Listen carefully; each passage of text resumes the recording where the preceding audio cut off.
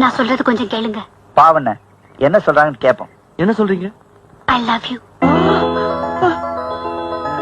Congratulation Lily. அந்த பொண்ணு உன்னை காதலிக்கிறதுக்காக என்னுடைய மனம் கடிந்த வாழ்த்துக்கள் உனக்கு. எப்பா ஆளை விடு, நான் வரேன். நான் சொன்னது உங்களை தான். புரியுது.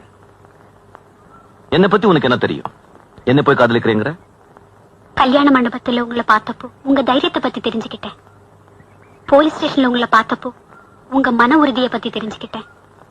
காதலிச்ச ஜோடிய ஒன்னா சேர்த்து வச்சப்போ உங்க மனிதாபிமானத்தை பத்தி தெரிஞ்சுக்கிட்டேன்.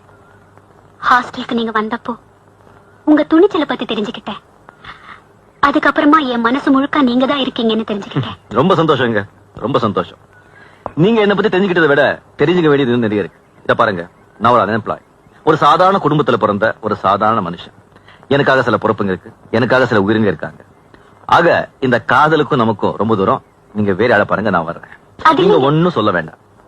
இப்ப தற்சமயம் எனக்கு ஏதாவது ஒரு சின்ன வேலை கிடைச்சா அதை காதலிக்கிற சூழ்நிலை தான் நான் இருக்கேன். நீங்க ஒண்ணு பண்ணுங்க, நீங்க வேற யாராவது காதலிக்க முயற்சி பண்ணுங்க, வெற்றி அடையுங்க. All the best.